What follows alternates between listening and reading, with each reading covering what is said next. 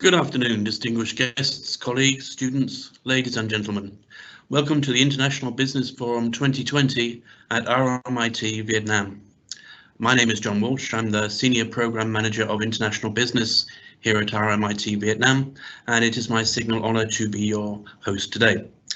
So today we're holding an international forum, a business forum, to discuss vital economic and business themes in Vietnam. We'll have some welcoming remarks from the members of the organising team, and then we'll begin with some presentations, and we'll conclude with a question and answer session. So you'll have a chance to ask any questions that you might have in your mind. Now, over the last few years, RMIT Vietnam has successfully organised international business forums in a range of different subjects which are relevant to the present and the future of the country. We've talked about the digitalization of the economy, we've talked about born global issues, and we've talked about the internationalization of Vietnamese firms. This year, which is our first online session because of the current and ongoing pandemic, coronavirus pandemic, we are considering the issue of Vietnam in the new normal in the context of free trade agreements and COVID-19. Today, we have the great honour to have the following distinguished guests to participate in our event. Professor Alberto Posso, a Professor of Economics at RMIT Melbourne. We have Miss Melissa Keane, a leading lawyer at Allens, Vietnam. We have Dr. Nguyen Trung, Head of the Department of Management at RMIT Vietnam, and myself, John Walsh. From RMIT Vietnam senior leadership, we are delighted to welcome the presence of Professor Matthews Nkoma, who is the head of the School of Business and Management, and Associate Professor Dr. Robert McClelland, Deputy Head of the School of Business and Management. Now, I would like to invite Professor Matthews Nkoma, Head of the School of Business and Management, to deliver his welcome address. Please welcome Professor Matthews Nkoma. Professor, the floor is yours. Thank you very much, Dr. John Walsh. Distinguished guests, colleagues, students, ladies and gentlemen. It is my great honor and pleasure to welcome you all to the 4th Annual International Business Forum here at RMIT University of Vietnam. As part of our engagement strategy, we have established this prestigious annual forum to discuss vital international business themes in Vietnam and best practices for international businesses. Building on the success of last 3 events since 2017, the School of Business and Management has organized the 4th event entitled Vietnam International Business in the New Normal, Free Trade Agreements and COVID-19. Amid the COVID ongoing global recession caused by the pandemic, Vietnam continues to show some positive signs of growth. This performance is remarkable and as its success is resting the pandemic. Yet remarkable as its success, Vietnam firms must have more updates and adapt to the increased competitiveness brought about by the newly signed free trade agreements and the changes in practice and performance caused by the virus. Vietnam has more opportunities, but also faces new competition as a result of the free trade agreements. And this will require more attention to competitiveness and the capability of firms to compete in international markets. At the same time, they must cope with the damaged international supply and value chain and a huge deficit in demand for goods and services around the world. As you may have seen from the previous events and also from today, famous experts and managers from the industry and government policymakers have been invited to present their views on the topics related to international business and the context of Vietnam. I hope you have an engaging and enriching time. Before I hand it over to Dr. John Walsh, I just wanted to also congratulate the team, the organizing team, Dr. Trung, Dr. John Walsh, and everyone in international business for organizing this important forum, and for also our guests who are in Melbourne, Professor Alberto Posso, and also Ms. Melissa Keane. Once again, congratulations to the team and welcome to all our students. Dr. John Walsh. Thank you, Professor Matthews, for your very graceful words. Now we're going to move to the main event of the day, which is our guest presentations. Please remember that at any time you can ask questions of the speakers by raising them in the chat box, the Q&A chat box, which you'll find on the right-hand part of our screen. Now, for our first presentation, I would like to introduce the head of the Department of Management at RMIT Vietnam, Dr. Trung Nguyen, who is jointly with me going to present a short presentation on the subject of updates on free trade agreements with Vietnam and what firms need to know about this. Okay, now the floor is yours, Dr. Trung. Good afternoon, everyone. I'd like to start by extending our sincere thanks to our distinguished guest speakers, our students and staff who participated in today's event, especially the leadership executive teams and event teams and Dr. John, who have worked night and day to make this happen. This is the first day of the IB Forum this year. We moved online to cope with the COVID-19. So the second one will be on next Wednesday. And for the presentation from RMIT, I and Dr. John will briefly co-present the updates from the free trade agreements we call FTAs. So good. Next slide, please. Great. So my presentation will be divided into 5 parts. Actually, me and John will share this presentation. The first one, we will talk about why we need FTA, which means free trade agreements, right? And then the FTA of the ASEAN and FTA involved in Vietnam so far. And finally, we will talk about the EV FTA and what firm needs to know. So I like to start with the first part. Tiên, can you move it to the next slide, please?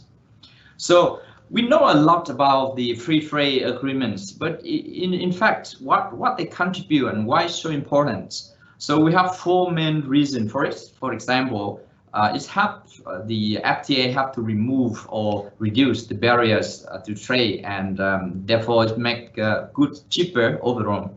So without free trade, we have to pay more. Assume that right now that you can see that, if the EV FTA the footwear and garment in Vietnam can enjoy the reductions more than 10%. So it's a huge amount, given that like last year, the total export from Vietnam for footwear and garment is 39 billion US dollars. So therefore, the reduction in 10% is a huge amount to the firms. And also it's enable more choice and good for service for consumers. So you can enjoy a lot more European food, or if you have high income, you can have the European cars and other durable goods with cheaper price. So that's really good for consumer as well, and provide more opportunity for the firms to trade and invest overseas. And really good that with FTA normally we have more high quality investment to go to the country like Vietnam. And finally promote economic growth and also like allow some country like Vietnam to move up or to join the global value chains. So that's why we normally have and see a lot of countries try to have the FTA. Just kind of the basic information about FTA. Next slide, please. So we want to see that it seems like Vietnam is a rising star in the economic integration, but in fact, the media make us seem like that. But if you have a look at other countries in the regions, and actually Vietnam among the top 5 countries in terms of FTA. But if you consider the history of Vietnam, that recently they integrate into the global economy and regional economy, just seeing 1990s, I would say, after Đổi Mới, that's about 1986. Therefore, compared to other countries, they have a much short history of the economic integration. But so far, we look at Vietnam doing quite great job. We have, if you look at the sign and effects column, we have 13, right? So compared to Indonesia, who have more, the country has more than us in terms of total FTAs, in terms of, you know, negotiation. But when it comes to sight and in effect, Vietnam is doing a great job with 13, so top 4 in ASEAN. And that's great in terms of if you look at, you know, the contribution from the FTA. So this is the great number. So that's the overall picture for FTA in Asia. Next slide, please.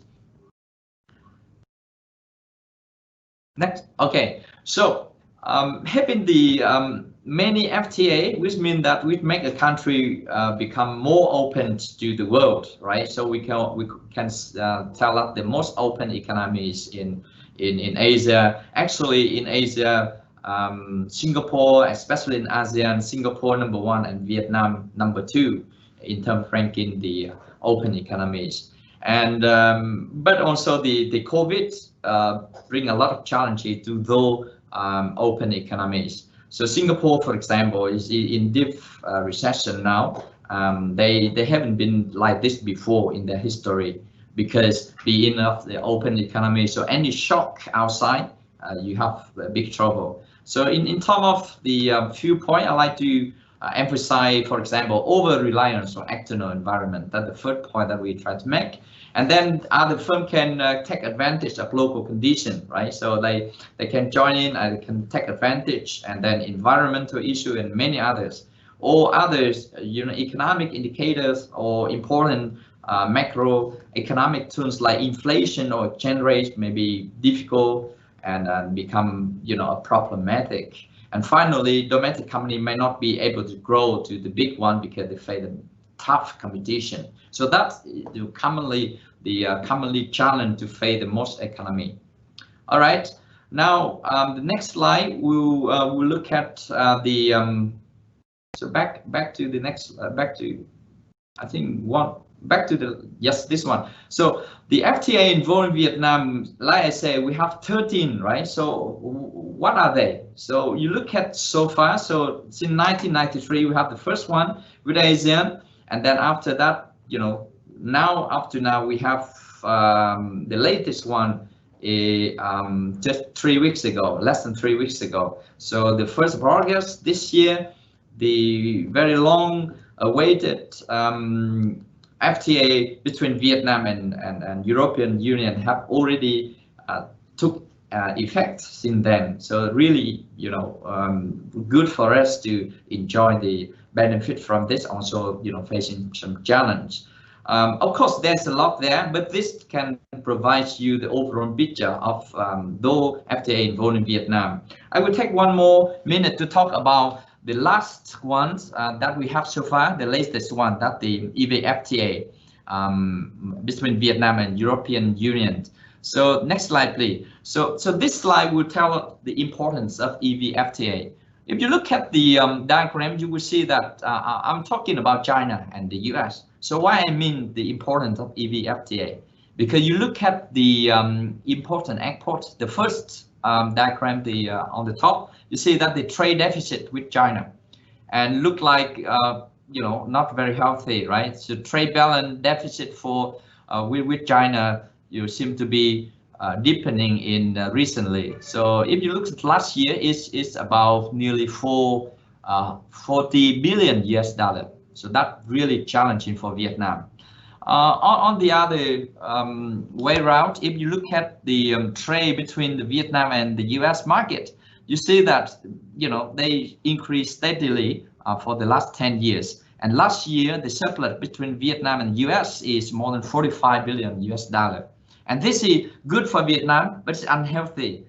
Donald Trump says more than once, you mentioned about this fact, and never know if it happens, the trade war again with Vietnam, and then in big trouble. So for that, I mean the importance of diversify, you know, the market. So EU markets is really good for Vietnam.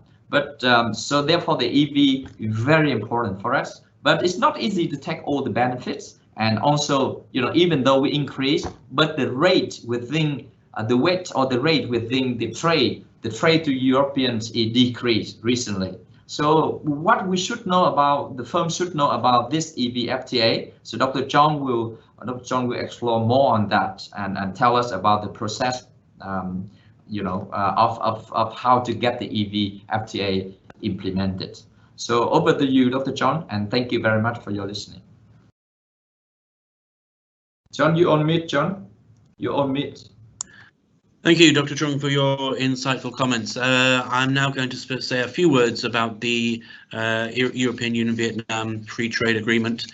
The full version of this talk goes to about 3 or 4 hours, but I'm going to try and narrow it down to 5 minutes because we don't have time for everything that I would like to say. Can we have the next slide, please? So this slide will give you some indication of just how complicated the process of agreeing a free trade agreement is. It's taken more than 10 years of a kind of intense negotiation between the government of Vietnam and the, at the time, 28 governments of the European Union, now the 27 remaining governments of the European Union, to agree this arrangement. And you can imagine that if there is more variation in the type of government, then it would take even longer. However, Vietnam is known for having a stable government, and this has enabled the negotiations to take place in 10 years when it could have taken much longer than that. The next one, please. So what are some of the highlights of this agreement? Well, first of all, the EU is one of Vietnam's most important trading partners, and there have been stable relations between the two for more than 30 years. At the moment, Vietnam exports a number of commodity items, including footwear, clothing, seafood, agricultural goods, and in return, European Union countries tend to export a limited amount of machinery and finished goods. But there is a great deal of scope to increase this trade such that Vietnamese firms can move from producing and exporting commodities into producing branded goods and value-added products. And here at RMIT Vietnam, in a small way, we're helping to promote this because we have opened, with the government's suggestion, major degree courses in fashion management and design and communications, which are the kinds of activities that Vietnam's economy will need in order to compete at higher levels. So in general, we're hoping that as European companies come to Vietnam and set up supply chains and value chains, that local firms, Vietnamese firms, will be able to contribute to them and to form partnerships that will eventually compete all around the world. Next, please. However, it's going to be a long and winding road. This is a form of market competition which is not going to be successful for everybody. There will be some winners, there will be some losers. The role of the government, the Vietnamese government, is to help those who might be losing out to redesign their activities, to try to come back in forms which are more sustainable, and to allow the winners to go ahead and to forge partnerships in Europe with European companies and European consumers that may be long-term relationships for the benefit of both Europe and Vietnam. It's going to be a long story. At the moment, people look towards big countries like Germany and France and think, well, maybe we can establish a bridgehead there and then spread out across Europe later on. In fact, it might be better to start with some of the smaller countries where doing business is a little cheaper, a little less competitive, and then Vietnamese firms can establish partnerships in those countries and then spread out to the bigger countries, bigger European countries more generally. When European firms come to Vietnam, then they will have a certain degree of advantage, competitive advantage. We know that because if they didn't have any competitive advantage, then they wouldn't come here. So we know that they will be able to offer to Vietnamese firms some expertise, some ability to create more value, and offer them the opportunities to join in with the value chains that they themselves might be wishing to establish. In doing so, we look for the Vietnamese government to try to help to strengthen local small and medium-sized enterprises, which are the companies that most often take place to form partnerships in supply chains and value chains like these. But Vietnam, in common with a number of Asian countries, suffers from the missing middle phenomenon. we have in Vietnam a huge number of very, very small firms, but very few of the middle size of maybe 100 or 200 employees, which are suitable for entering into partnership with, in this case, European companies.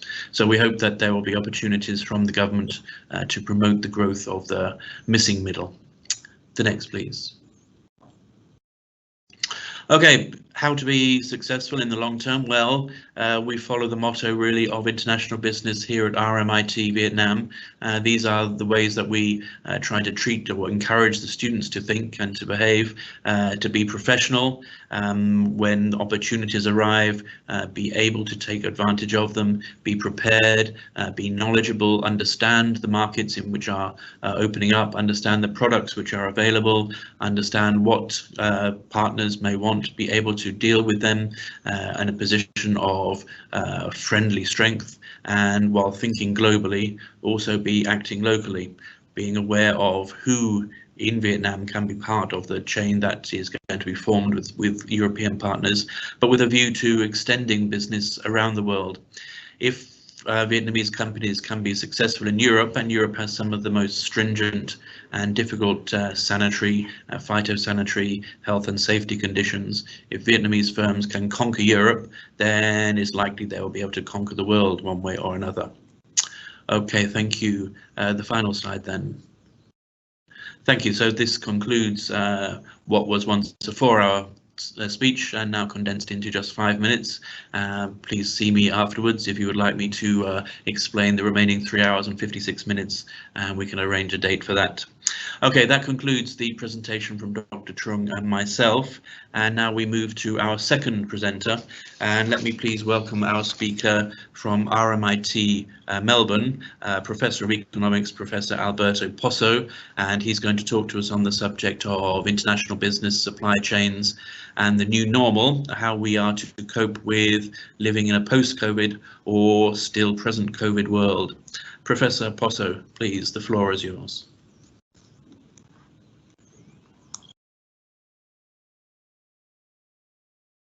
Really sorry, my mic was muted.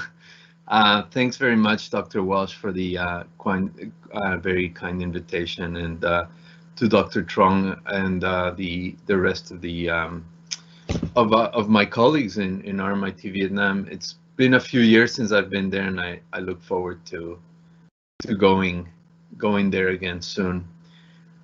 So today I'm going to talk about a little bit about supply chains and what I think the new normal might look like.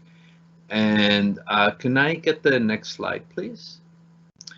So unfortunately, I think this version of the slides seems to have moved around. So the title underneath says World Merchandise Trade Volume. And what you can see here in red is a pessimistic scenario, and in green you get an optimistic scenario. But bottom line is, according to the World Trade Organization, we're expecting trade to fall.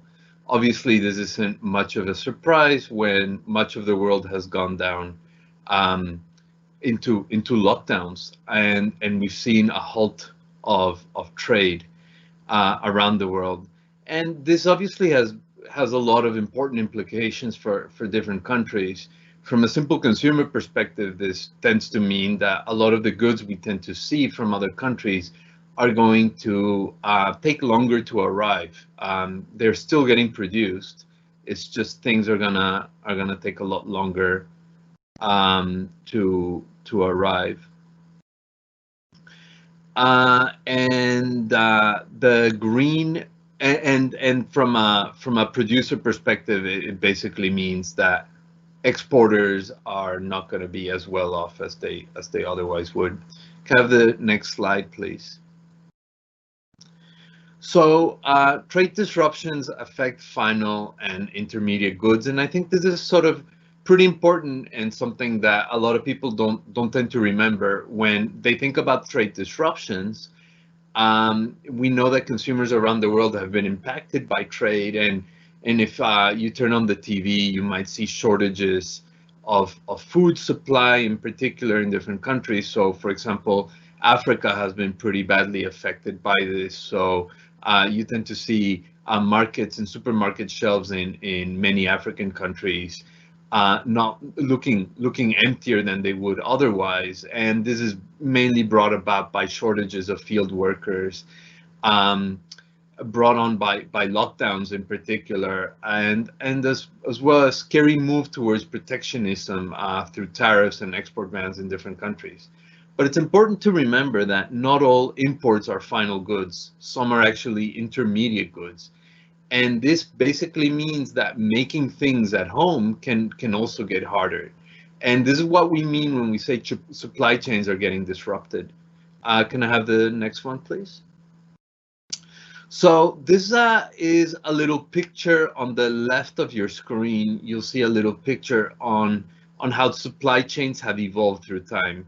So on the very top, you see pre-industrial revolution, and you get a farmer, and the farmer would send the goods basically to the local village and or including his or her household.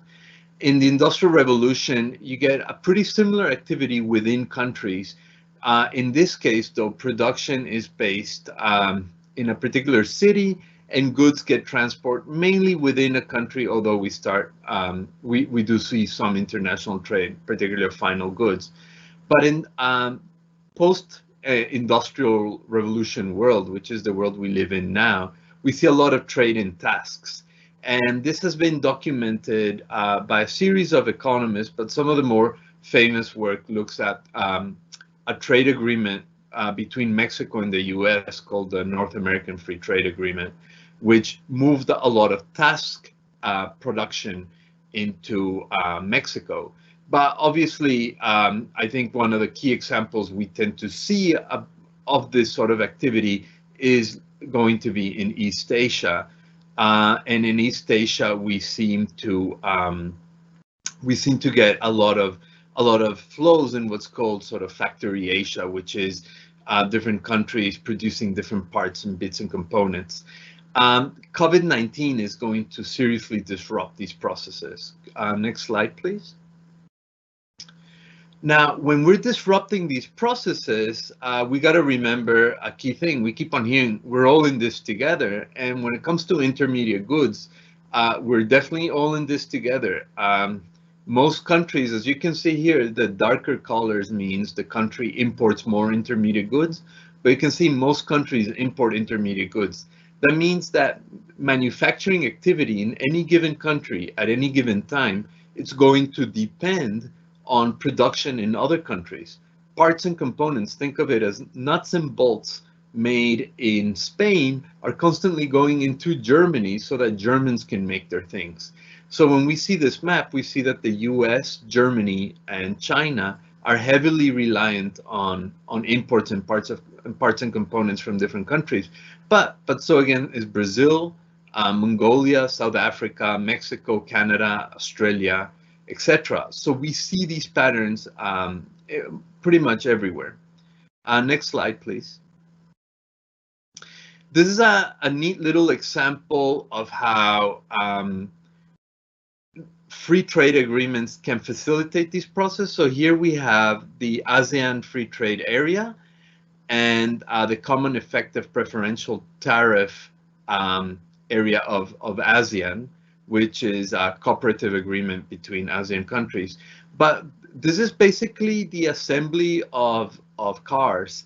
And you can see that each country is almost specialized in different parts of the car. So for example, Thailand is making frame panels.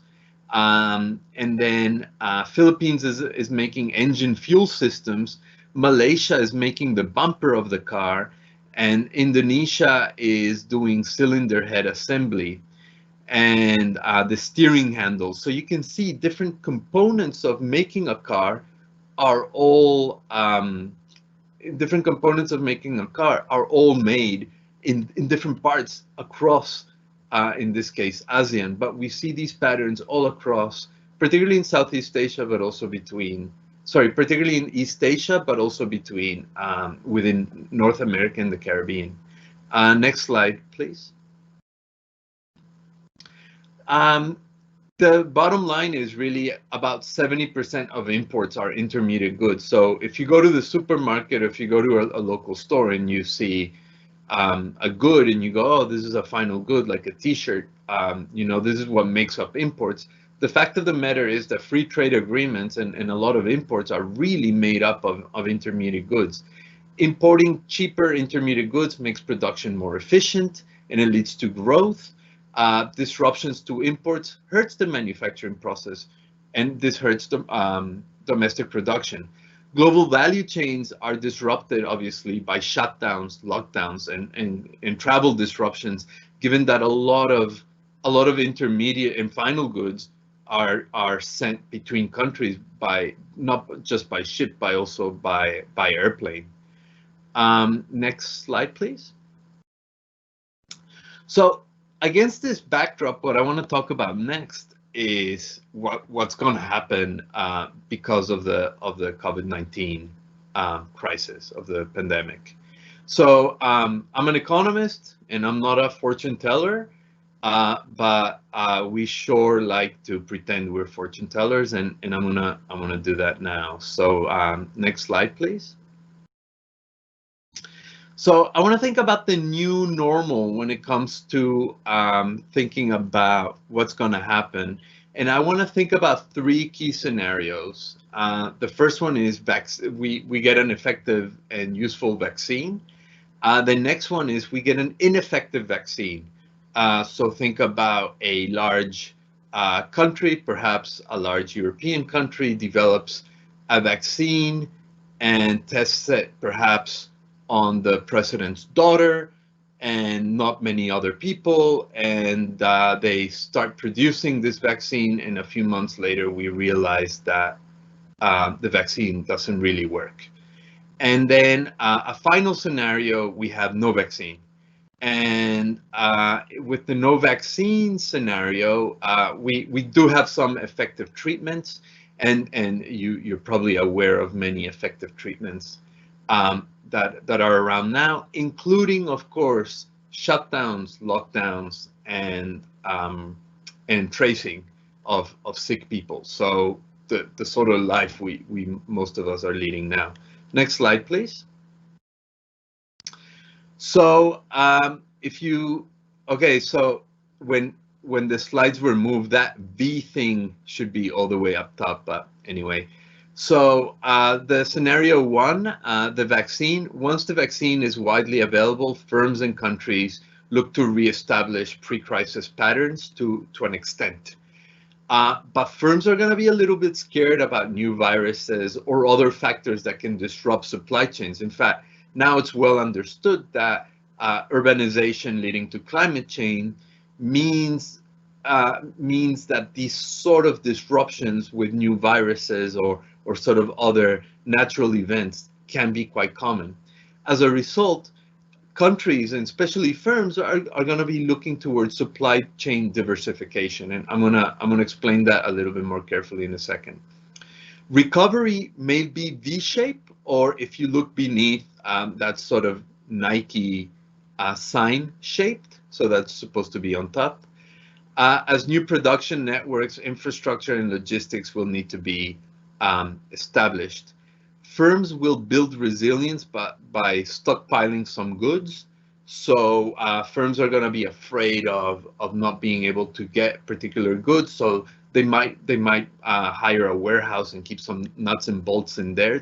That's what I mean by building resilience. And they will build domestic production when costs aren't too high. So this means that in the long run, we'll see some innovation in production processes, and I'll talk about that later on. Next slide, please. So diversification of international supply chains mainly means that firms are going to minimize the risk of business disruption. So think about it this way. Most countries, around 90% of all rubber is currently made in Malaysia. And that means that when hospitals are looking to buy gloves to treat sick people, along the supply chain, they have to source the rubber to make the gloves from Malaysia. Now, making rubber is very environmentally unfriendly.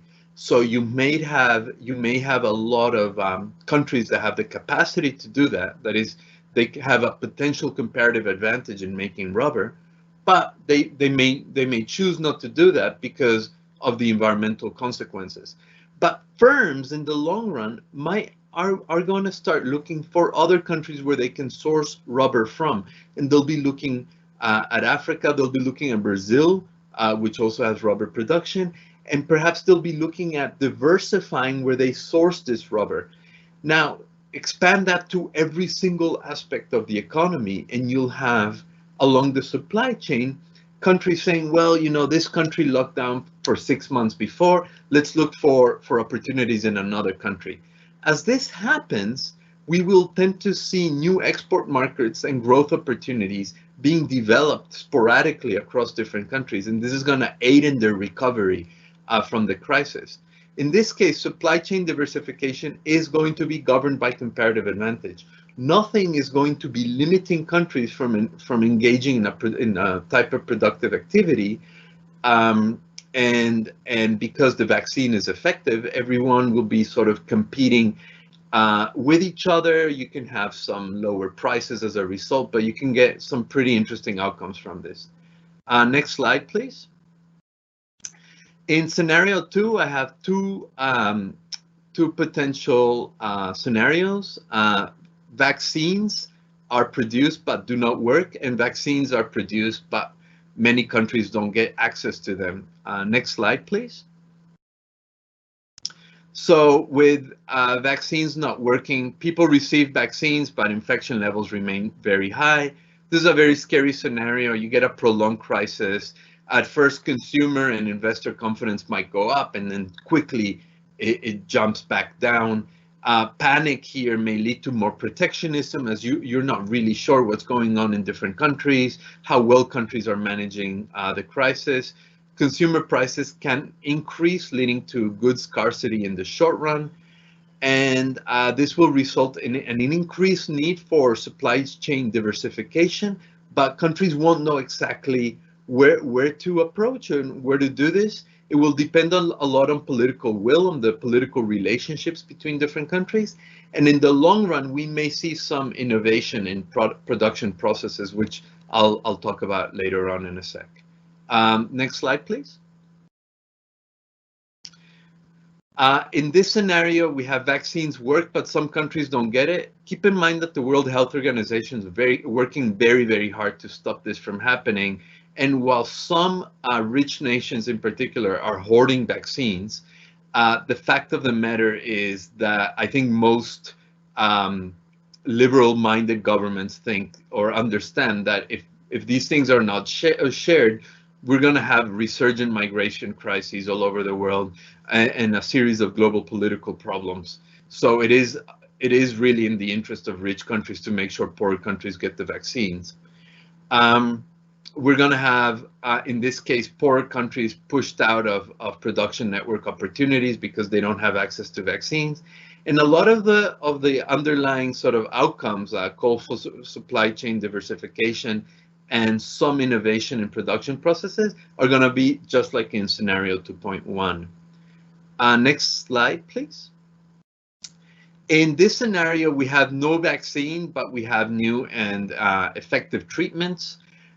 We end up having a bunch of resurgent lockdowns and shutdowns. So as you know, I live in Melbourne, and I'm living, I think, through my second lockdown. And my family, I'm from Ecuador, and Ecuador has had a bunch of lockdowns, one after the other, with different efficacy. In this case, we get bubbles created amongst countries that are undertaking better healthcare practices. Poor countries, again, get pushed out of production network opportunities, and I can talk more about why I think that happens later on in question time if there's interest. And again, there's calls for supply chain diversification, and in the long run, we see some innovation in production processes. May I have the next one, please? So this is what I mean by innovation in production processes. So The Economist magazine had a really interesting set of articles about 2 or 3 weeks ago. But the main key thing we tend to think about in economics when we think about this, especially during a pandemic, is the adoption of labor-saving technology and automation. And if you see the picture on the right of your screen, this is called Jarvis the Robot, and Jarvis is a butler who that works in hotels in California. So if you order some champagne, you get the little robot coming to you. The good thing about the robot is that robot's not going to get sick with anything. So the bottom line in the beauty of automation for a lot of businesses right now is having a workforce that's not going to get sick. So shutdowns and lockdowns won't necessarily affect me. There is evidence that the pandemic has accelerated these processes as firms want to get humans out of the supply chain, but the implications for jobs are unclear. We have to remember that Jarvis here can be either a substitute or a complement to other types of labor. Sure, Jarvis is going to substitute for normal human butlers at the hotel, but you're going to need a lot of engineers and a lot of people to make sure that Jarvis works. So while people may lose their job in bringing in services, they might gain a job in robot services. And also remember that we have a demand and supply story going on here as well. As demand for humans drops because of automation, wages are likely to fall. Lower wages will, on the other hand, lead to an increase in demand for labor as workers get cheaper. So firms will have to sort of make a call between hiring cheaper labor, incorporating that risk of illness, versus not hiring cheaper labor and having robots around. But here we'll be looking at different costs. Can you kindly move to the next slide? So the last thing I want to sort of mention is really what can my country do? So, you know, as I said, I'm from Ecuador, and you know, when I visit Vietnam, we have a lot of similarities. And most developing countries tend to have sort of a je ne sais quoi of similarities. But most countries do not have the capacity to make their own vaccines. And until a vaccine is available, countries must remember a few key things. Continued lockdowns and shutdowns are destructive. In very poor places, these things tend to be ineffective. You know, households that depend on markets are unlikely to accept a shutdown. And as a result, we're seeing protests in many countries, Colombia, Mexico, Argentina, because staying at home is not possible. Poor people cannot work from home. Investing in health services and practices is going to be key. And you see a lot of countries taking this very seriously, especially in East Asia, but unfortunately not so much in other parts of the world. It's going to be important to dispel rumors, conspiracy theories, and misinformation. That means that tackling the way that people use social media is going to be incredibly important. And so governments need to be very proactive when it comes to this. They need to communicate health advice properly and not have sort of things that are applied to one activity. For example, in Melbourne, I can go out without a mask if I'm gonna go jogging, but not if I'm gonna go walking. And so some of these things, people get quite confused. You need very, very clear advice. And bottom line is we need to crack down on corruption. Unfortunately, crises like the COVID-19 crisis and other crises tend to really create opportunities for corrupt politicians to make money out of people suffering. And you get horrific stories of governments selling fake medicine or fake vaccine or hoarding masks and selling masks to hospitals and stuff like that. The international community, as well as countries themselves, need to look into this, because this isn't going to be the last time this happens. And so, as you can see, we start with an economic problem leading to supply chains, but to really be able to maintain an economic system, we're going to have to apply a really multifaceted, wholehearted approach to the economy and managing crises that touches not just on economic structures, but also on information and political structures, and that way you build a more sound system. Next slide, please.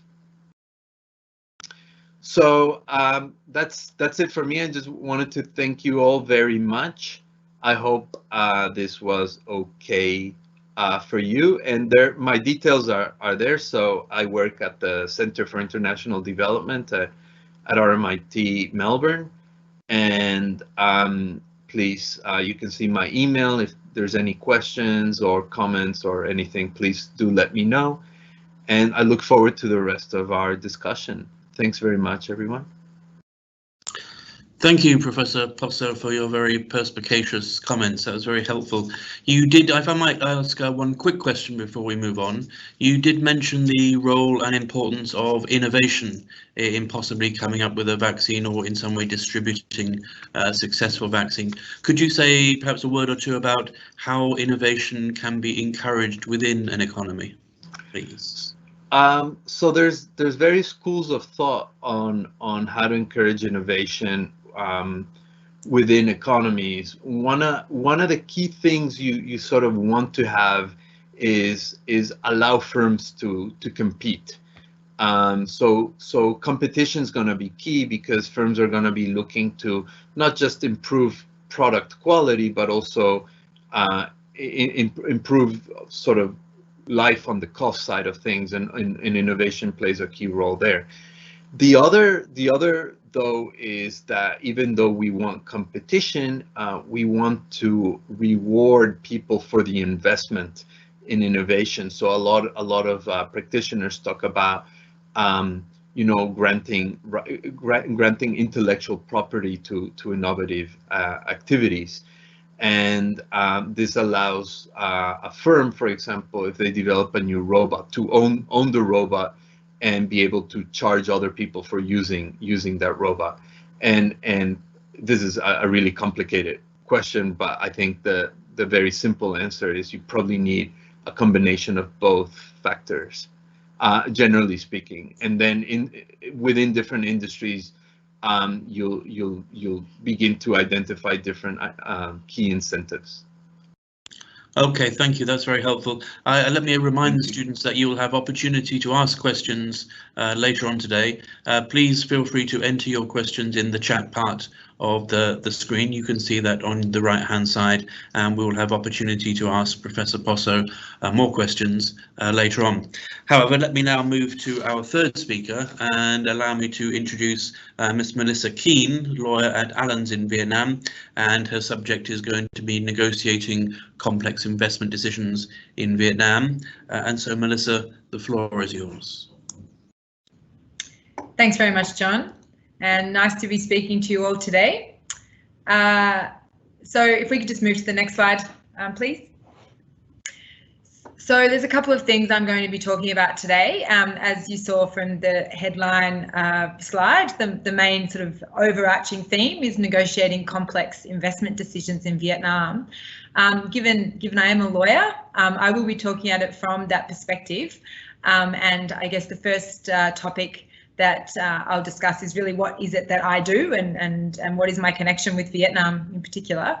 And then I'm going to have a look a bit at the evolution of the role specifically of the lawyer in Vietnam. This is really sort of showing you that change happens a lot in every type of career, occupation, vocation, and there's different ways that you need to adjust and deal with it. So although we're looking at a new normal, as being mentioned a few times today in terms of the COVID crisis, this is not the first time that you will in your career, even at this stage of it, have to adapt and pivot and change and think about what's important in the particular job that you do.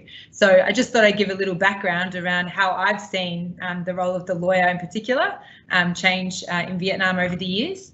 And then also looking at, in our latest current crises, of some of the challenges that have come up, and this is where we particularly look at the negotiations side of things in investing in Vietnam, in trying to adapt to the new normal, given that we have certain restrictions put on us. And the last bit of my presentation today is looking at what some of the key skills you might need for success. And again, because of my background, I am talking at from the perspective of being a lawyer and a service provider, but I think the sorts of skills I'll be talking about aren't specific to that particular career. So I'm sure hopefully they're things you can take away and think about in your own circumstances. So if we can move to the next slide, please. So what do I do and who am I? So I'm an Australian.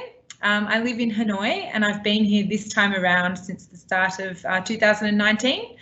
I live here with my family. I have my husband is Italian, who I met here on my very first time in Vietnam when I lived here between 2008 and 2012. And I have 2 children who go to school here in Vietnam. I studied law and economics at Monash University in Melbourne, in Australia, and it's been great to reminisce with some of the supply and demand discussion of our earlier presenters. So thank you for bringing back lots of memories. But these days I am purely a lawyer and I'm a partner at Allen's, which is a predominantly Australian law firm that works regionally, and I work in our projects practice. And that means that I work mainly on large scale infrastructure and energy projects and large investments with foreign investment. And my main focus is these days on renewable energy and LNG projects, which no doubt you'll see is in the paper quite regularly. So quite an exciting area to be in currently. So I've lived and worked in a number of countries, obviously Australia. I also worked in Japan for a number of years before coming to Vietnam the first time, and Vietnam. And as I said, this is the second time I've lived here. I also work on projects all through the region, including rather unusual locations like Mongolia and Papua New Guinea. So I've seen all sorts of complexities when it comes to negotiations, cultural divides, language issues, regulatory frameworks, government overthrows, and all sorts of things that I've had to deal with through various projects that I've done. And I mean, for me, some people might couch those things as challenges and difficulties, but in my case, I find it very exciting and really puts a smile on my face to be able to face those challenges and see what I can do to overcome them. So if we could move to the next slide, please. So as I mentioned, I'm going to just have a bit of a look at the road that the role of the lawyer in Vietnam has taken. And I'm really taking us back to sort of the early 90s. So for me, now that I'm getting grey hair, that doesn't seem like that long ago, but I'm sure for many of you, that's a lifetime, literally. And as I mentioned earlier, we are really talking about change today and how we deal with change. But as you'll see from this short story, it's not the first time that businesses, investments, economies, careers, jobs, all sorts of things are affected by change. And this is just a different one that we haven't had to deal with really in our lifetime. So as I mentioned, this is the second time I've worked in Vietnam. Our firm Allen's has actually been in Vietnam since 1992. So those very early days when the borders reopened for foreign investment. I've also personally been practicing as a lawyer for over 16 years, and even in my personal life, a personal case, have seen the role evolve quite substantially. So the early days of Vietnam, when it just opened up for foreign investment, our firm really spent a lot of its time simply translating the very few laws that dealt with foreign investment into English, in order to help facilitate those early entries of foreign investors into Vietnam. We've actually continued with that. So although we talk about change, that was sort of an initial role and the initial kickstart for the business here in Vietnam. But that Vietnam law is online now. We've moved innovatively from from a loose leaf service to a online database. It now has over 10,000 English translations of Vietnamese laws. So I mean, it's a really substantial database and a really core product of what our firm does. So once we sort of got past those very early stages when people were thinking, is Vietnam something we can consider to invest in? And it really was probably something only considered by the cowboys and the crazy businessmen because it was such a new frontier. The next stage in the process was when the government really clearly needed some significant infrastructure work, and they needed sort of foreign investor money to get in. So the role of our firm at that time was more on the legal reform and sort of setting up some of these key legislative frameworks. And we were very heavily involved, not only in sort of advising on the drafting of some key laws, but also working with our clients and the government to develop the first ever government guarantee and undertaking that was used for the Phu My 3 power plant, which was the first foreign invested public-private partnership power plant in Vietnam.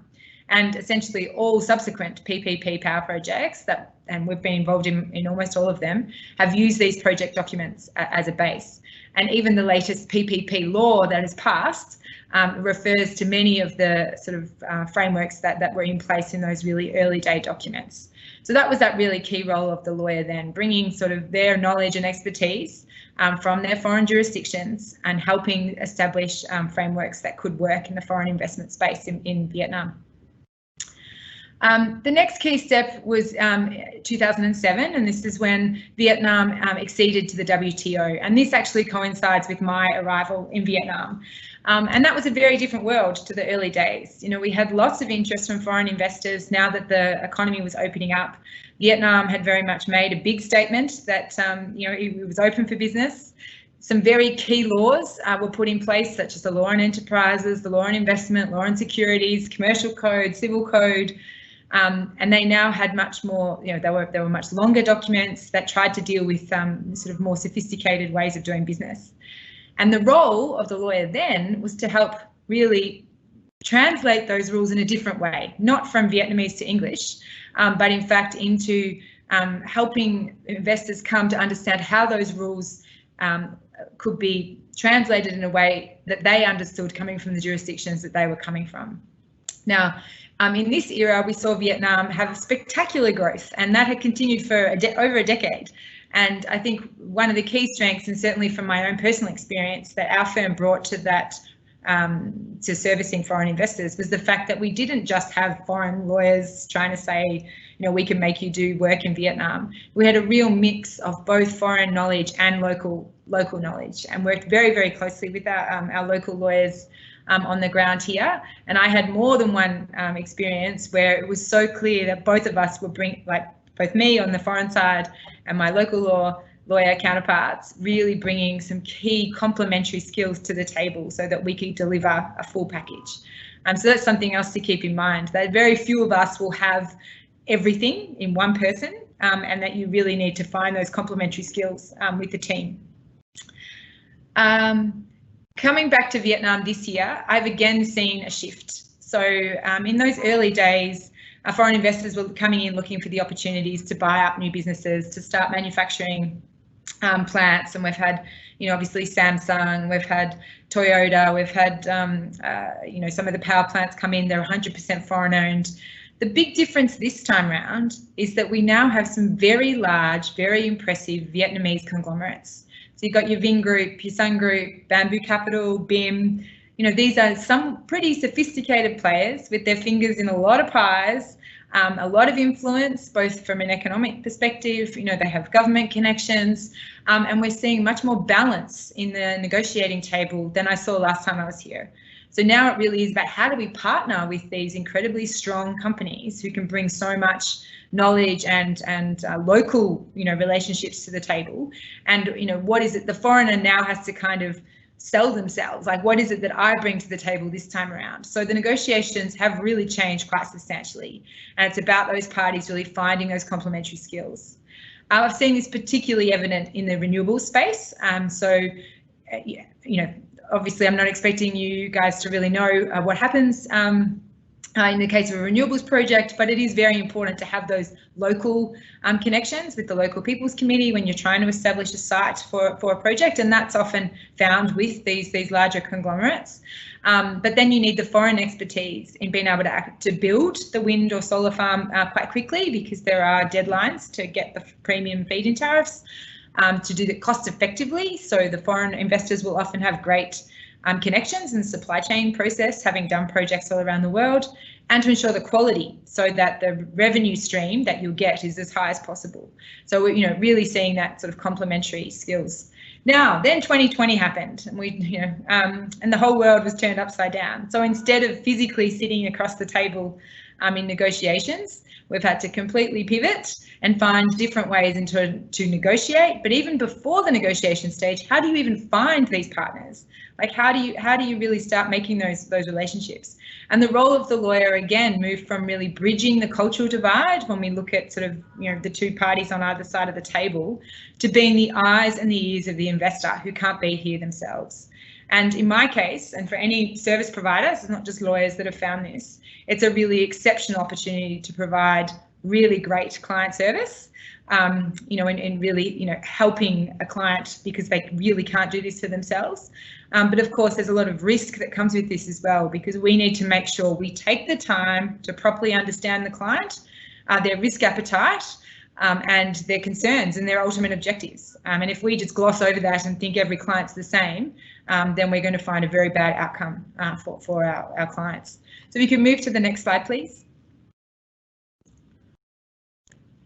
So and that sort of brings us to the challenges of what we're finding in this new normal. I've always been a big supporter, and I've often found that Australian investors in particular do this quite badly, in that they don't physically find themselves on the ground, meeting with people, building the relationships, gaining the trust. And I think that is an important part of Vietnamese culture, in sort of being able to touch and feel the people that they're entering into business with. And as I said, I don't think Australian investors do that as well as other countries. So I do think, for example, the Japanese and the Koreans in particular are much better at being on the ground for a long time and really understanding the market they're in. I often think it's very similar to learning a foreign language. You can study as much as you like, you can read all the reports you like on what Vietnam means, what the economy looks like, but it's not until you step foot in the country and really see everything in context that you really truly begin to understand. And this is the same for getting to know your business partners, trying to do it via email or reading up about them or getting people to do reports on who they are and who their connections are, is not enough for you to essentially marry them. You wouldn't marry someone based only on a video conference or a report. So why would you enter into a business relationship? So now we have the border closures. So here I am saying how important it is and telling people for years that's what they need to do to have a successful relationship. Now they can't physically get here. They have to build the relationships over Zoom and Teams. And that's become a real challenge. Now, I think the good thing is that everyone is in the same boat. So it's not like it's just one investor that can't physically get here and everyone will just ignore them, because who wants to do a relationship like that? We genuinely have seen all the stakeholders involved support and acknowledge the situation that everyone's in and doing their best to manage the multiple platforms that are available to meet with people over video conference.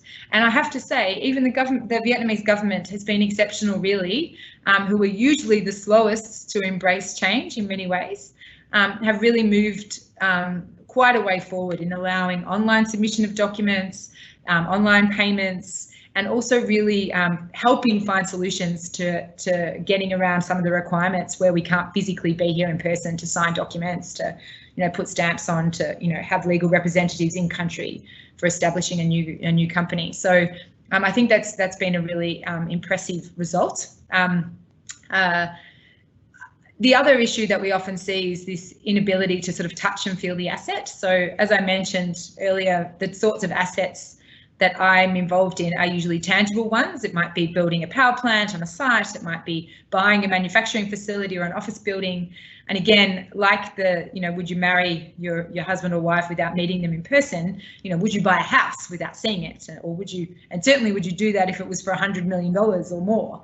And unfortunately, that's exactly what our investors are now faced with. So they basically have to make investment decisions or miss out on an opportunity with only the eyes and ears of their service providers to sort of manage it. And we've talked about this earlier, that they're now heavily relying on lawyers, technical consultants to really consider and value the assets.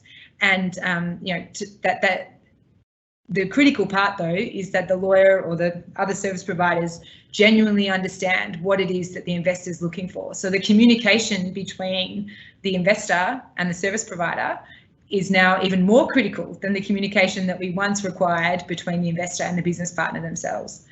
So that's been a really interesting development from my own perspective, but one that is so important to get right. One of the final challenges that we've seen, especially in the negotiation process, is getting the sides of the table to focus.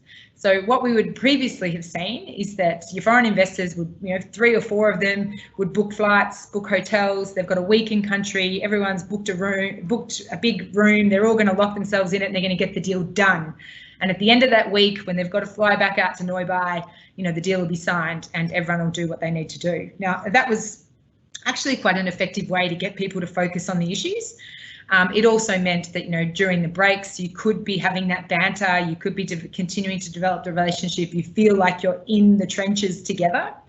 Now we have to do it via Zoom or video conference. So we've got to manage schedules, we've got to manage time zone differences. A lot of our clients are in Europe, so it's very hard to do an 8-hour negotiation when you start at 3 p.m.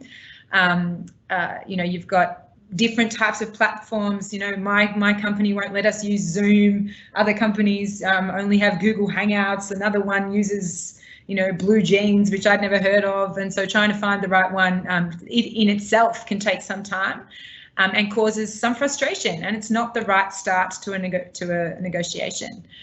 It does allow, though, for immediate discussions. So if you need to get onto the phone now, you can. You don't have to wait until I've flown there.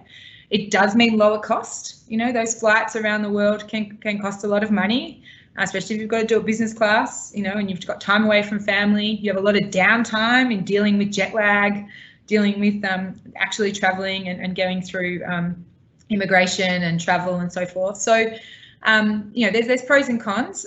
I do expect when borders do open that face-to-face negotiations will happen again. I don't think we're now going to see them never happening. I think there's still too much value in having everyone in a room.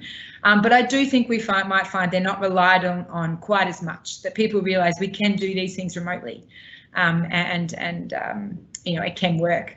So we just move to the next slide, please. So the last thing I really wanted to discuss, and I'm not sure, sorry, can you press all the buttons? It should be all, oh, it is all there. That's okay. No, go up one. I'm sorry. It's my own. Yep, it's just a lot smaller.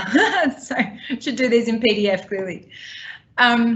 So the sorts of skills that I think you need to succeed in times of change like this. I think the first 6 that I've got here above the line, which is supposed to be above the line, are really ones that were already well and truly required for any job. Technical excellence, just do the very best you can at whatever it is you do, and getting it right is still one of the most important factors for success. Project management, being organised, managing the client, the process, being aware of deadlines, but keeping an eye on the horizon. Empathy, and this is, I'm probably a very unusual lawyer to be talking about empathy, but it is an incredibly important trait to have for your client, understanding where they're coming from, what they're trying to achieve, your team, and what else is going on in their life so they can deliver the very best, and your counterparty, because understanding what both parties are trying to achieve from a process and the investment is going to be far more effective way to find the win-win situation rather than just holding on to a position for the sake of it. The next layer I've kind of got around sort of the market and networking. So having those market insights is also critical, being able to talk sensibly and meaningfully in the conversation about your sector.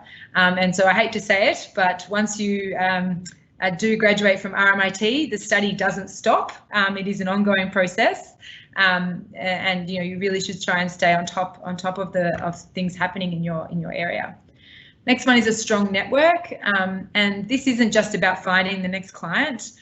You can have lots of people in similar or related fields that may never be a customer, but they may also have lots of really interesting information about what's going on in the economy, in your sector.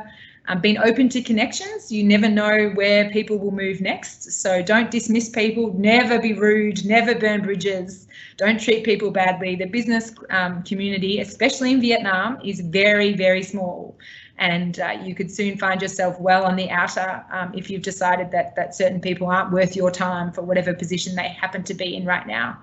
And you should start with your fellow students at RMIT. You know, all of you will end up in some great roles, and you'd be surprised what you can do for each other. And the next one is team, and I'm a very big believer in having a good team, because whatever you end up doing in business, in life, it's unlikely you'll be doing it alone. So you find good people to work with, to learn from, and work on building a strong team around you who are loyal and dedicated, and that'll be the most valuable asset you have in being able to get a good job done. Now, some of the new normal skills that were always important as well, but I think have come to the forefront, is agility. So this flexibility to adapt and adapt quickly, you know, have contingency plans, move around quickly. You know, there's no point having a 2 to 3 year plan for a new product, for example, because who knows what 2023 looked like. There's no way 3 years ago that we would have guessed where we were right now. So, you know, we need to be prepared for a number of scenarios and be ready to move quickly. We need to be tech savvy, and I personally am still working on this one. As I pointed out, so many different technology solutions appeared. This is where there was a lot of early innovation on lots of people grabbing the market. Everyone does it slightly differently, and you know, because everyone will choose different technology in order to make their solutions work, you need to be ready to learn new things and not just sort of insist on the way you do it is the only way to do it. And finally, and I really think this is an important skill, not just for grown-ups, but also one I try with my own kids, is resilience. And it is a buzzword, even before the crisis, but even now more than ever, it's so important that we find ways to bounce back from any setbacks without just sort of letting it sort of drown us or swallow us whole. And there's, you know, lots of ways you can now measure how resilient you are, you know, whether it is something you indeed need to work on. And there is lots of sort of training and ways to actually build your resilience so you are, you know, in a strong position to be able to deal with all the uncertainties. And I have to say, like, we could do a training session on resilience all in itself. So ultimately, COVID-19 has indeed thrown a lot of challenges, but it's not the first time. It won't be the last time. And I am looking forward to being able to travel again. But at the same time, the challenges that have been thrown, I think, really do open some really great business opportunities. So thanks very much, everyone. You can go to the last slide, but there's not really anything on that one. Thanks for listening, and let me know if you have any questions.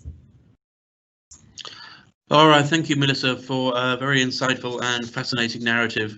I think we could ask a lot of questions of you and of your opinions about Vietnam, but in the interest of time, I'm now going to turn over to the moderator for the questions and answer section, Dr. Trung, and he is going to bring to us questions from the floor and questions from himself as well. So, Dr. Trung, when you are ready, please, the questions.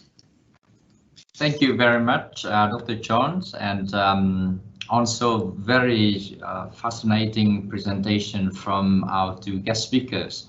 So I just like to let all the participants know that we are taking your questions. As of now, we have 2 questions from the audience, and also we have a couple more questions from staff to ask Professor Posso and also Dr. John and also Melissa. So let's go with the question from the audience. I think I give the question to Professor Posso. Probably Professor Posso know about Vietnam. So we actually have a population of nearly 100 million, right, people, and we really, the government have been go with the export-oriented policy so far. So growth, like Melissa has said, it has been remarkable over the past 25 years. So the question would be, will Vietnam be able to replace China as the factory of the world? So if yes, what are the advantages and disadvantages? So that's the question. I may support you this one. I faced this question before. I read on it, but from a perspective of the international experts in the international economics, and the like. Would you have some answer for the answer for it? Yeah, thank you so much for an interesting question. So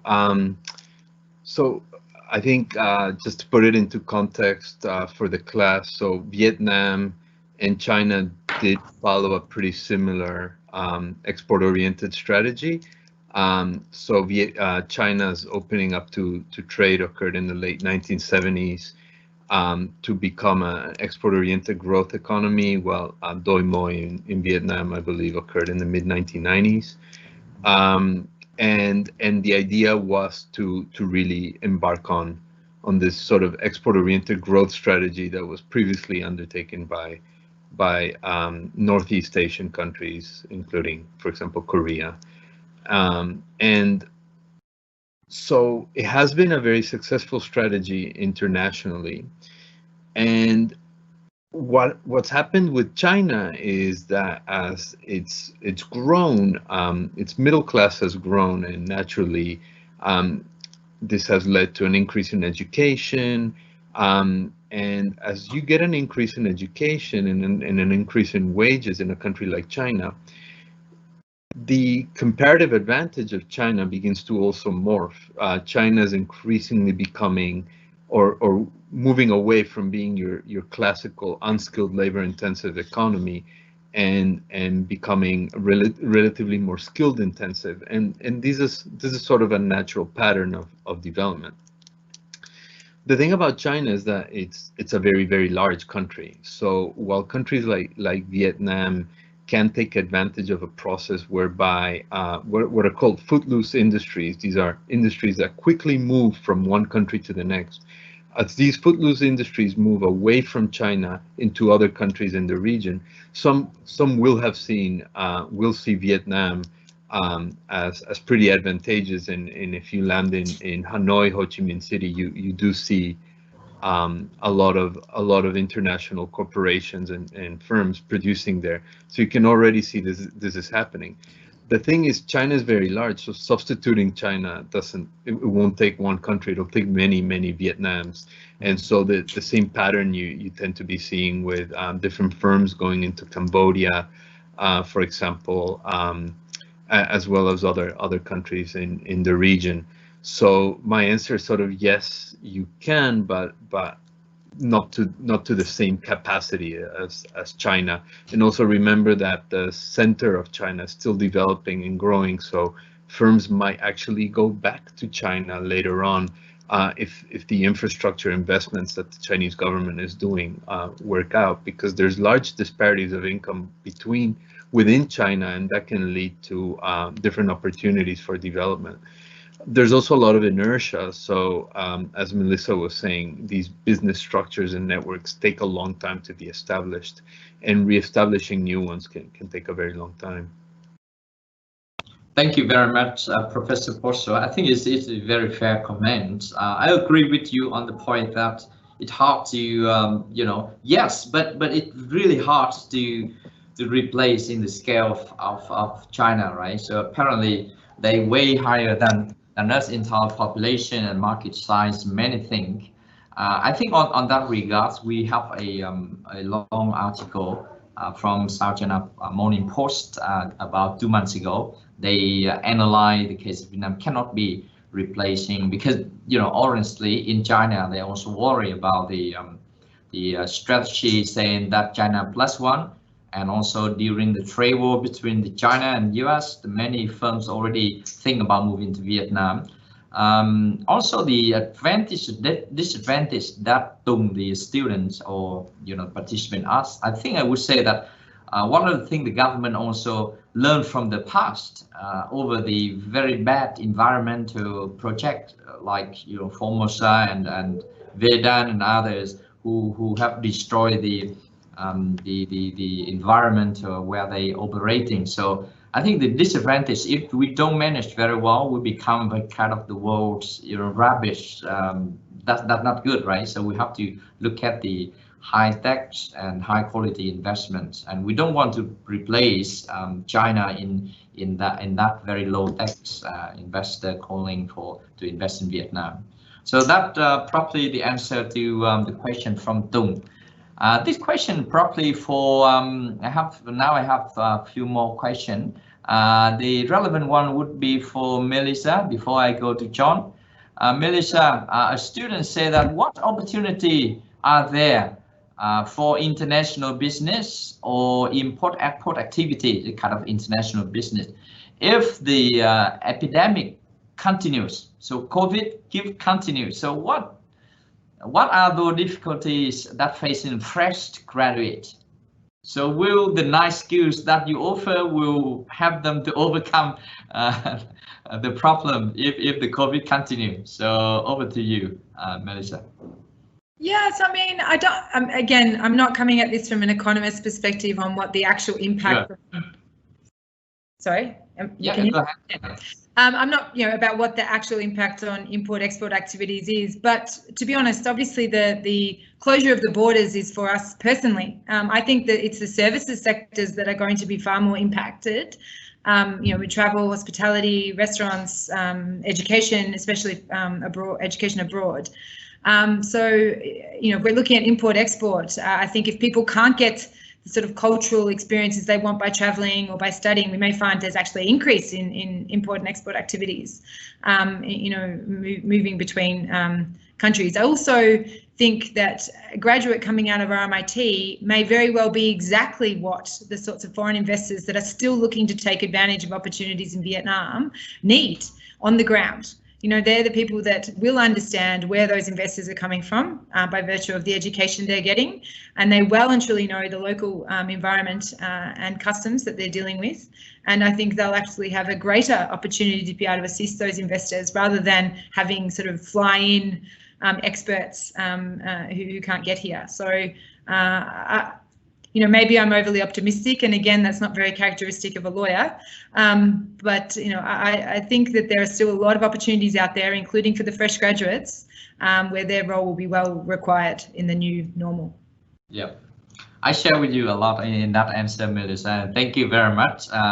Look at the way you present, a lot of energy there as well. So, pushing that, I'm really enjoying listening to you, and also Professor Posso as well. Look at the bigger picture of the global supply chain and global value chain. I will come back to Professor Posso later on after John's questions.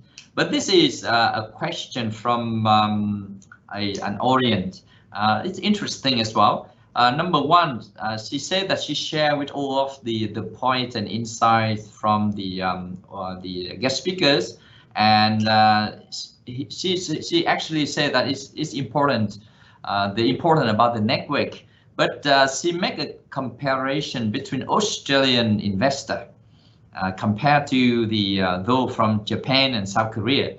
Because it seems that though from Japan and Korea, be in the Asian, right? They know better in terms of Asian culture. They understand Vietnamese ways of doing business, which I put, Vietnamese way, and which include the good understanding of how government operates. Is much more important.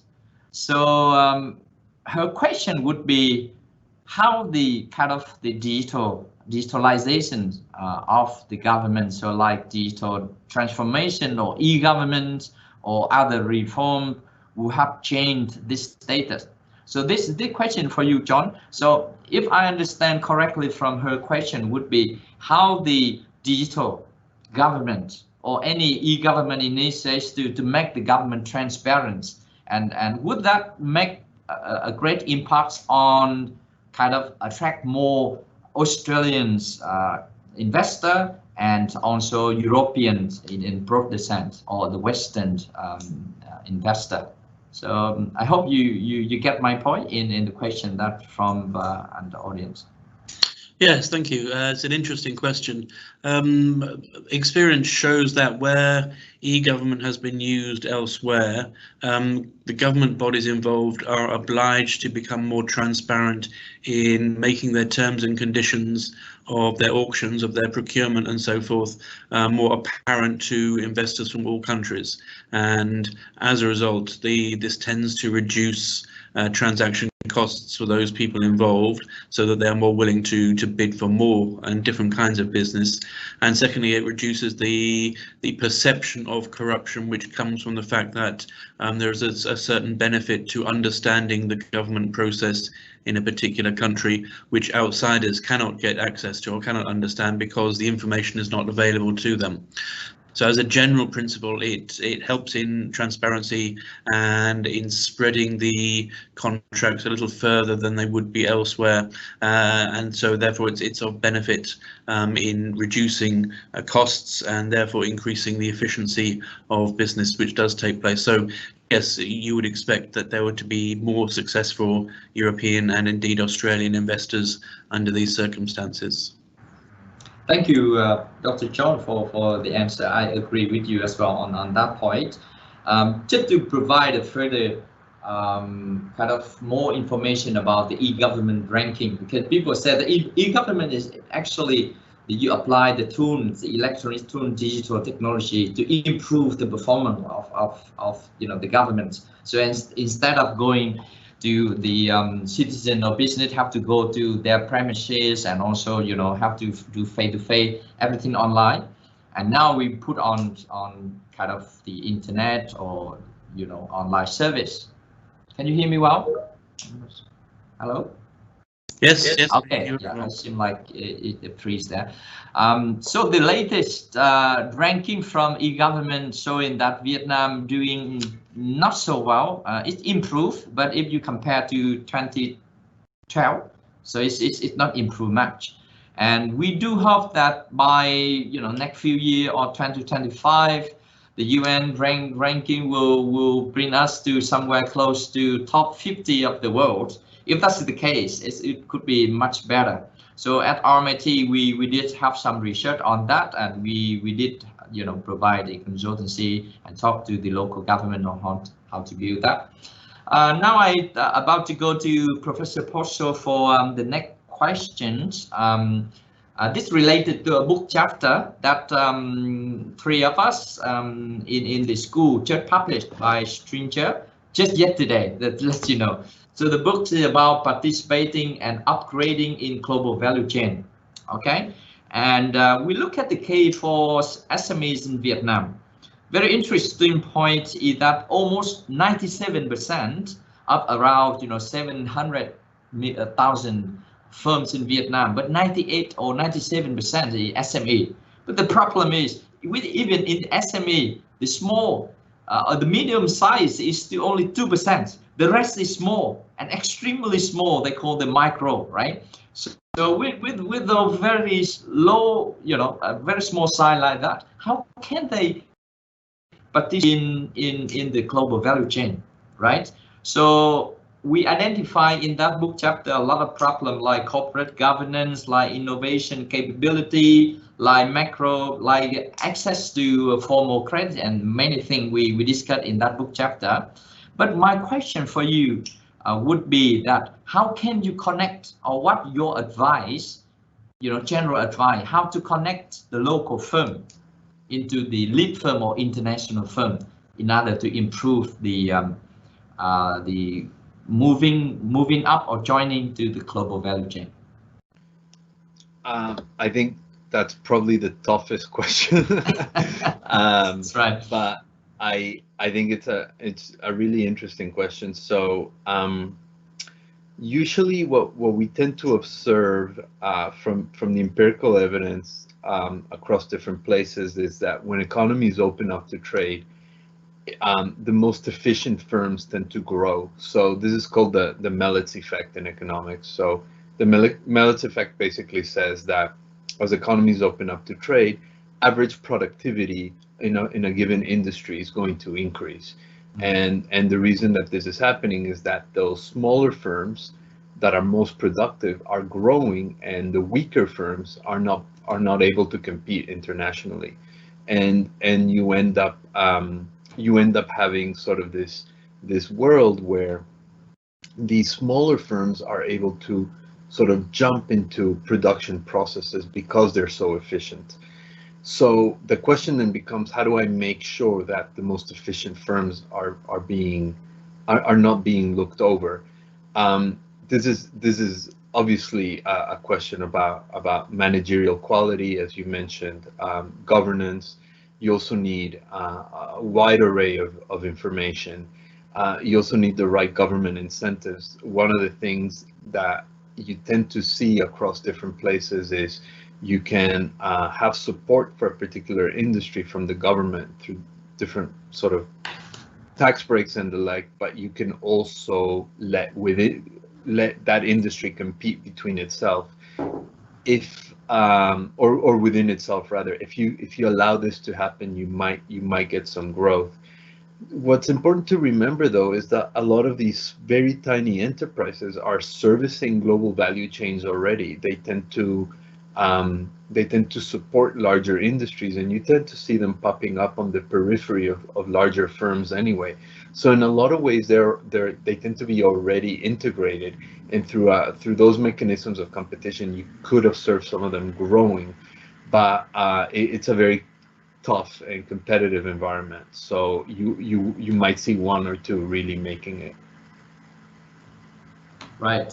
Thank you very much. Okay, thank you, Dr. Trung. In the interest of time, I think now we must unfortunately call an end to the question and answer session, and I'm going to move on to the concluding remarks, and I will call upon Associate Professor Dr. Robert McClelland, the Deputy Head of School of Business and Management at RMIT Vietnam, to give those closing remarks.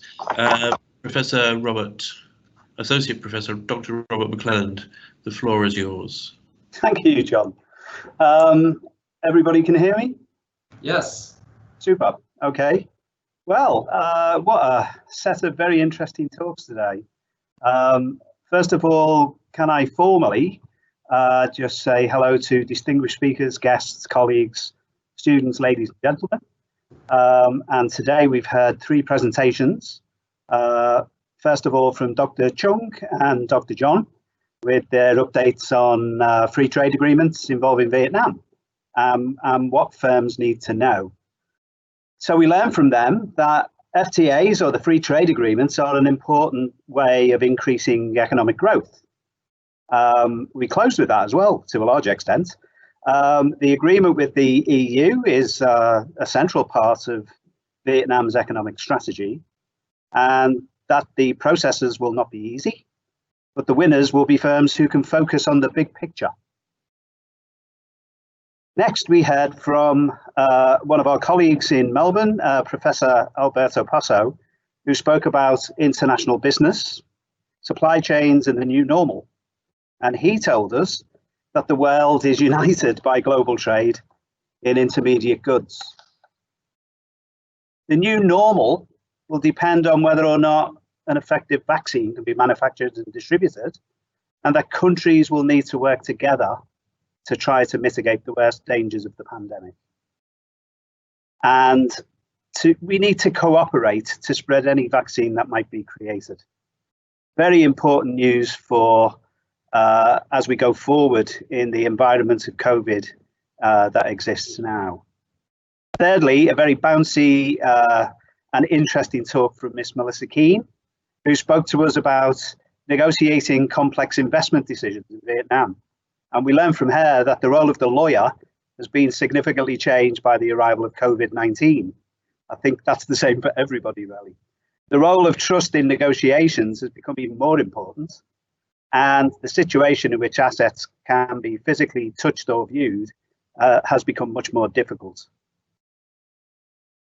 She also outlined that success in the new normal will require agility and the ability to be tech savvy and show resilience. So all of these talks have been really informative and enjoyable, and the presentations and discussions have been very interesting. So I would like to convey the school's thanks to all of our speakers today and to the team for organising this event, which is part of a series which will continue next week as well. But also, I'd like to extend thanks to those people that we don't see, those at the back end of today. So to our technical support area and our events coordinator, thank you very much for a very smooth and efficient series of presentations today, facilitated really well. So thanks to everybody, thanks to all of those speakers, and let's show our appreciation. Thank you very much indeed. All right, thank you, Associate Professor Dr. Robert McClellan, for your very gracious words. And that, ladies and gentlemen, concludes the entertainment for today. We will resume next week in Hanoi with part 2 of International Business Forum 2020 from RMIT Vietnam. I trust that you have enjoyed the session, and let me conclude by thanking once again our speakers, particularly our external speakers, Professor Alberto Posso, Miss Melissa Keane, as well as Dr. Trung. Thank you to Professor Matthews and Associate Professor Robert for your kind attendance, and we will be thanking extensively the backroom staff who we have been working with quite intensively for some time, and we hope that next week you will be able to join us again when we will be welcoming Associate Professor Dr. Tran Din Tien, Advisor to the Prime Minister, to speak at our International Business Forum 2020. And with that, thank you and goodbye.